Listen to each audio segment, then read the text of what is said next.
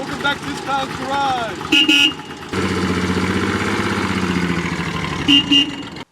Welcome back, guys, to this clown's garage. In this video, I'll be fixing a P0455 evap leak, large evap leak. Now, this simply means that there's a large leak and the gas tank is not holding the vacuum it should hold. It could be the gas cap. It could be a leak in the pipe going down from the filler tube into the gas tank. It could be a leak in the hose somewhere in the evap system. It could be the fuel tank pressure sensor not reading the right amount of vacuum in the tank. The vacuum could be too high for too long. That would mean a stuck open purge valve at the engine. It can also mean a stuck closed purge valve, that there's no vacuum indicated inside the gas tank because the purge valve is stuck closed. It could also be a bad evap solenoid in the back where the gas tank is. Okay, now I'm in Tech 2 here.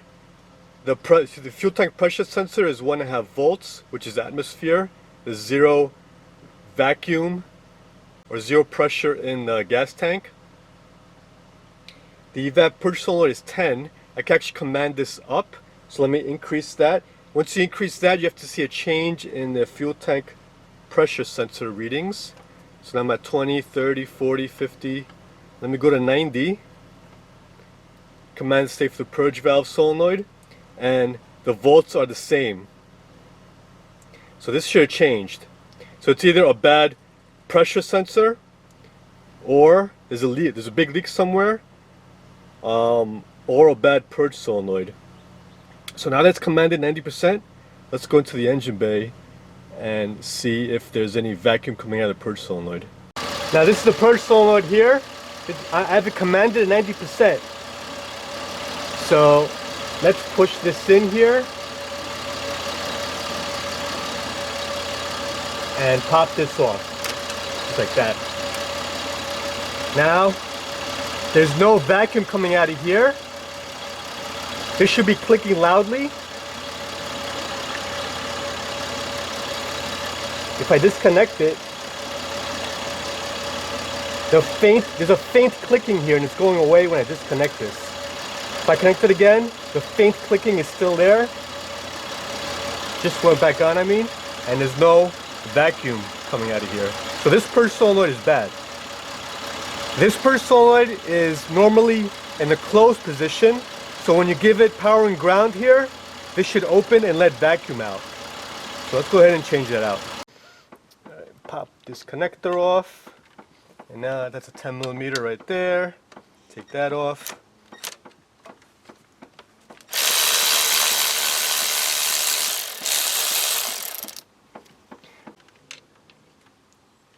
Flat into there. Pry it up just like that. Now the way to test this thing off the car, this is normally closed when there's no power to it. So when I put power to this one, now you can actually blow into it, which is opposite of what was going on in the car. The car was actually stuck closed. So normally if you have nothing going to this, you won't be able to blow through it like that. So this thing's bad either way. That's the part we're putting in. There's a oil seal over here. So I'll put a little bit of dielectric grease silicone on it, just a dab. A little bit of butter sauce makes everything go in nice and smooth. Go ahead and put this on now. Now pop this back in. You put it in the hole and you wiggle and push down and it's seated. Now put the bolt in and tighten her down and you're good. Now I'm going to put this connector back on. I'm going to command this on again with the engine on and see if there's any vacuum here. Okay, so I turn the engine on, I command it to 90% and you can hear it now clicking and it's creating a vacuum here. So now this is working properly. Now you can put this back on until that clicks and that's good. Okay, now everything's connected. I'm back with the Tech 2, the engine's running. Let's command it back on.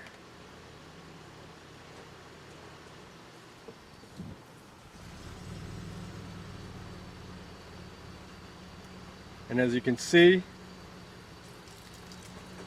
the fuel tank pressure sensor is sensing a vacuum at 60%, 70%. It's changing. So now I just go ahead and clear this trouble code and we're good to go. Thanks for watching. Subscribe to my channel, like me, and share me. See ya!